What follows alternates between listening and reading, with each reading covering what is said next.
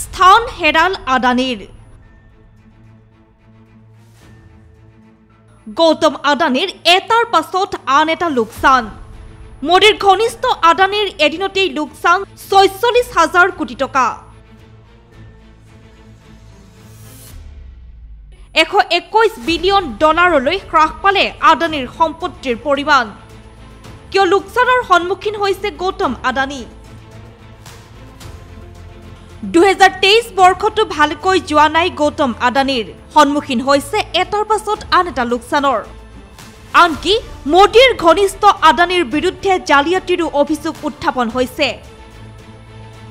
Hindenburg research নামৰ এক সংস্থাই গৌতম আদানীৰ প্ৰতিষ্ঠানৰ বিৰুদ্ধে ভুৱা তথ্য দাখিলৰ গুৰুতৰ অভিযোগ উত্থাপন কৰিছে। সেই সংস্থাটোৰ মতে গৌতম আদানী গ্ৰুপে ইয়াৰ অধীনত থকা কোম্পানীসমূহৰ মূল্য অত্যধিক হাৰ দেখুৱাইছে।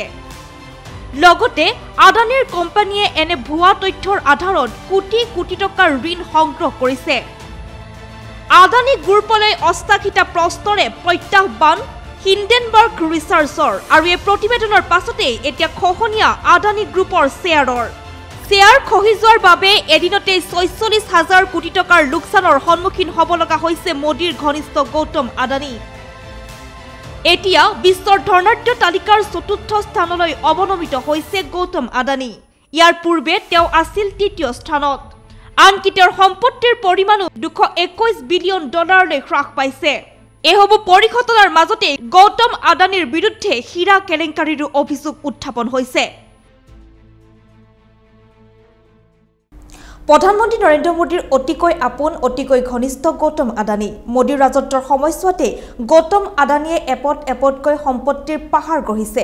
কিন্তু সেইজন গৌতম আদানীয়ে এতিয়া একেটা দিনতেই প্ৰায় ৪৬,০০০ কোটি টকাৰ লোকচানৰ সন্মুখীন হৈছে, যি ঘটনাই বিশেষ তাৎপৰ্য বহন কৰিছে। ইয়াৰ লগে লগে প্ৰাগ ফকাছৰ পৰা মই ৰিম্পিয়ে বিদায় লৈছো। আপোনালোকে অধিক বাতৰিৰ বাবে চাই থাকিব প্ৰাগ নিউজ ডিজিটেল।